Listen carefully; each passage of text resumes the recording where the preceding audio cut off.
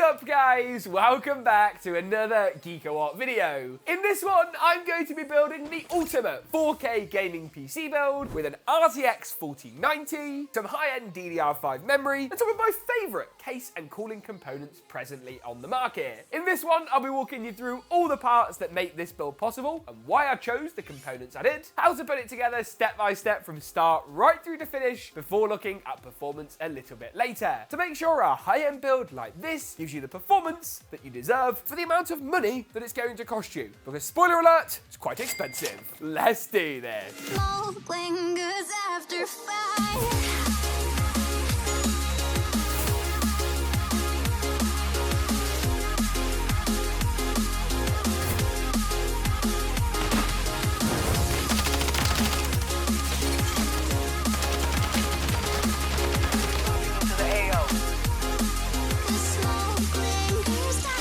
Save big this Black Friday with Corsair's range of great offers. You can save up to 30% on their HS80 headset lineup for high-end gaming audio, and also find great deals on their keyboards and mice, such as 29% off the K100 Air for my UK viewers, and 20% off the M75 Air in black for my US viewers. Plus great savings on CPU coolers, cases, PSUs, memory, and more, including great products in the Elgato range, means there's something for everyone. Check out all the deals at the Corsair web store, linked in the description below. The idea behind this build today is to be perfect for 4K gaming, and the parts have been optimized for just that, gaming. If you want to do some video editing or rendering, there's a few tweaks that you can make along the way, and I'll explain what those look like as we go. For now though, let's start off by looking at the CPU, motherboard, and all those other core components. These are the parts that we can get installed now outside of the case, while things are still nice and easy to access. Now CPU wise, I've gone for a 7800X3D, which is going to pair up really quite nicely with this, the X670E plus Wi-Fi. A tough gaming motherboard that should go a good way to matching the GPU choice later.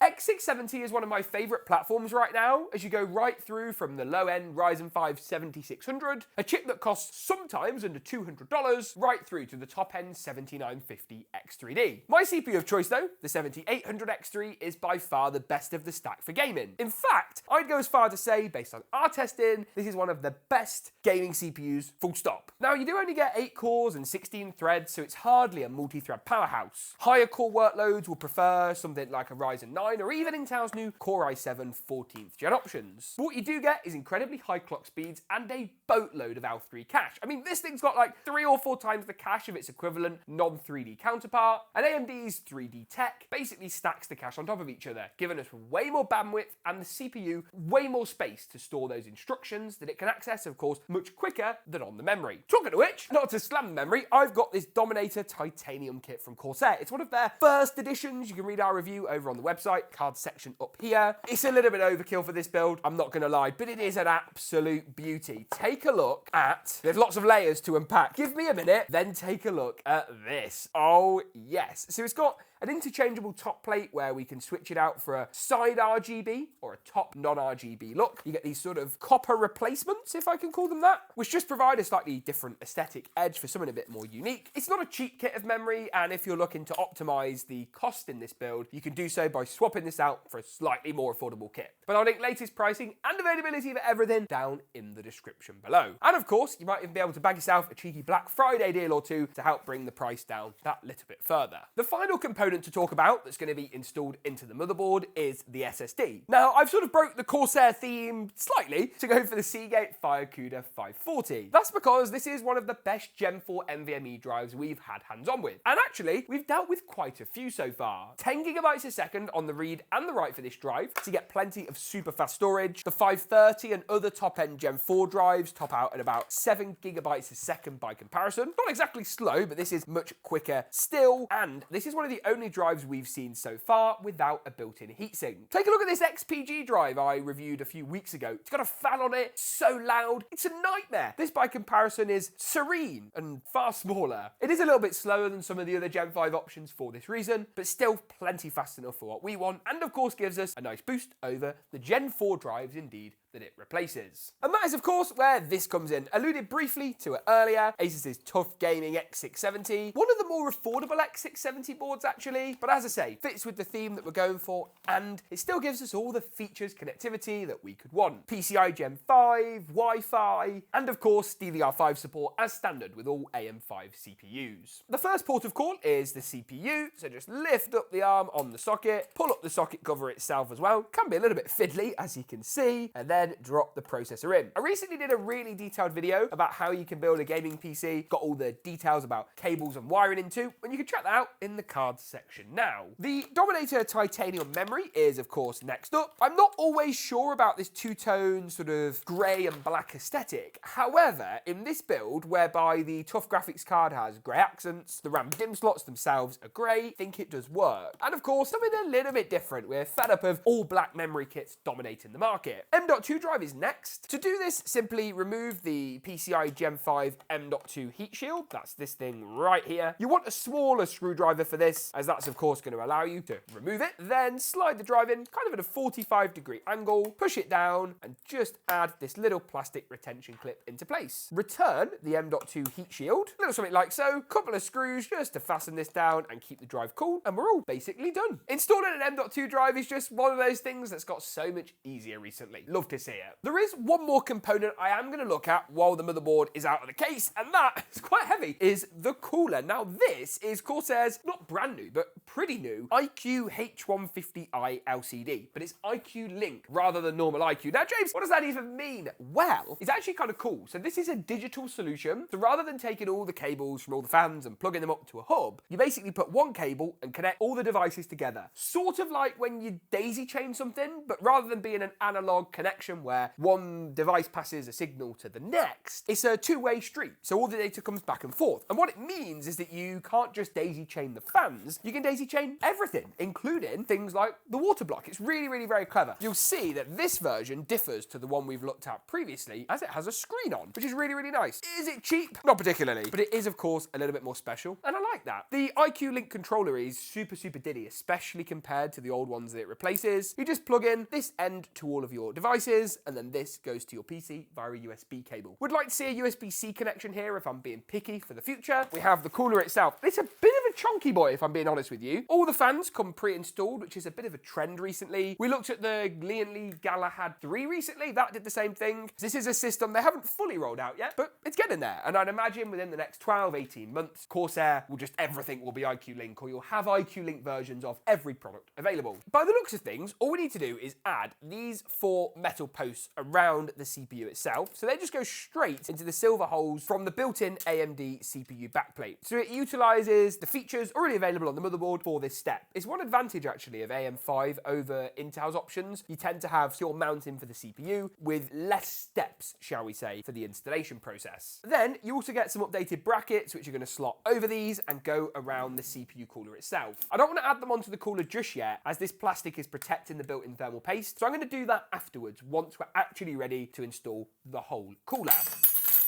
Stop dropping things. So I'm going to move this into the case choice, which is where this comes in. It's a bit of a classic at this point, but one of my favourite chassis you can buy. It is, of course, the 5000D Airflow. They do an iCUE version, which is a glass panel at the front, which is kind of nice, but it does restrict airflow. And I would prefer for this build to have higher airflow, especially given the 7800X3D runs hot. Having mesh at the front is going to aid the cooler massively and just help to keep a bit of a lid on the temperatures. For this, I'm going to lay the case down flat, line up the motherboard, and get the motherboard screwed in. The raised standoff just here actually holds the whole board, so screwing in the remaining 8 standoffs is actually pretty easy. All the screws and stuff you need are included in the case box as well, so if you're wondering where to find them, that's where. Once those 8 screws are in, the motherboard is pretty much good to go, and the cooler is next. As far as where I'm going to mount it, I was originally thinking the front of the case, but because of the pre-installed fans, it kind of makes sense to go at the top, and I could just put some extra iCUE Link fans at the front. That's obviously going to provide us plenty of exhaust as well, and keep the air coming into the case as cool cool as possible for the GPU. And with a 4090, that can be pretty beneficial. These just use the same screws as the motherboard in this case. You can put anywhere from the full 12 screws in to 6, 8 screws. Doesn't really matter. We just want to make sure the whole thing is nice and secure and nice and tight. This is then the point I'm going to remove the plastic cover and then take off the brackets of the cooler and replace them with the AMD ones. They don't look all that dissimilar, to be totally honest with you, but they are, trust me, different, and of course the size that we need. Then the cooler's going to go in, I think like this orientation. Let's go on the left-hand side. I think that's a slightly cleaner install, and if we have to swap it later, we can do. But it looks to me like those tubes should stay out of the way. Then, with the thermal paste already applied, just got to drop in some thumb screws. This is the really fiddly bit that is so hard to explain. I think the best way, really, is just to show it or to do it rather than try and explain it. Get all the thumb screws on nice and loose, basically. You don't need to get these particularly tight for now. We just want to actually hold the cooler in. And once all four are in position,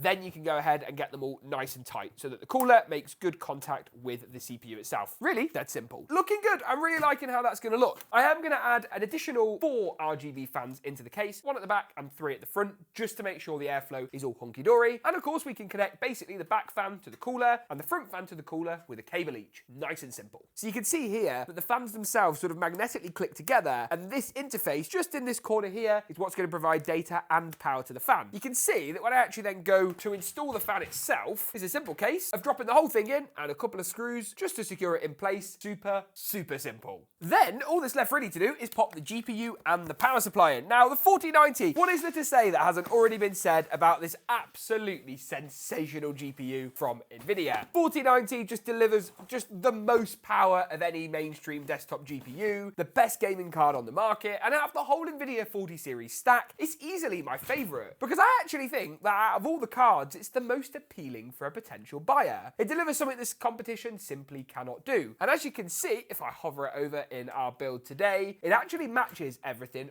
really, really nicely indeed. And you still got a little bit of room, so if you want a radiator at the front, you could definitely do so. Bit of a teaser, get subscribed in the card section now if you'd like to see us put together a custom loop 4090. We're even going to water cool the GPU. Oh yeah, stay tuned for that one. Now then, what I am going to do is, once I've hovered it over, check which PCI slots need removing, unscrew them, and slot this behemoth of a graphics card into place. Powering it up with all the cables and wiring needed is the next step, of course, with the power supply, and then the build is kind of done. The Corsair RM1000e is going to fulfill that job nicely. Now, you get 1000 watts of power, you get a fully modular interface, meaning you only basically plug in the cables you actually need to, and it has, I believe, PCI Gen 5 cable that we need for, of course, the graphics card. He says that, not actually sure now. So the motherboard cable, standard PCIe connector, we don't need that one. Other standard PCI connector, another standard PCI connector. Ah, here we go. The new Gen 5 connection. It just has Gen 5 on one end and then the older Type 4 cables on the other. And then, of course, our CPU power cables. Have we got a pair? Yes, we have. So that's sort of a whistle-stop tour as to all the cables and the motherboard cable, of course, that we're going to need. The rest and all the spares can go in the bag and back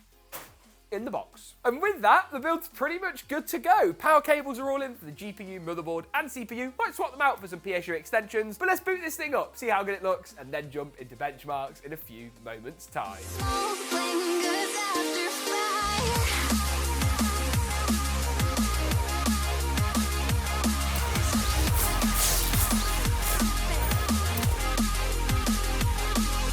Moving through into performance, and this build performs exactly as you would expect from a high-end 4090 powered system. Take Call of Duty's Modern Warfare 3 at 4K as an example. High settings with DLSS tuned up to quality, and the build pulled in over 200 frames per second, 225 FPS to be precise, with consistent 90 and 99th percentile results too. Even Starfield at 4K high settings performed well, 83 FPS on average, with 90 and 99th percentiles in the region of 77 and 65 FPS. As always, all the frame rate data was gathered using MSI Afterburner's Riva Tuner and NVIDIA FrameView. Hogwarts Legacy at 4K turns up the ante further. High settings, and the build achieved just over 100 FPS on average, with a 101 average in our testing of Hogwarts Legacy. Move through into Warzone 2 at 4K high with DLSS enabled and set to the quality preset once again. DLSS, of course, enabled at quality in pretty much all of our testing nowadays where available, and the build achieved 130 97 FPS on average. You can see that this is a system that really packs serious firepower, and if you'd like to learn more about exactly how it performs, check out our write-up of this build, linked in the description below, and our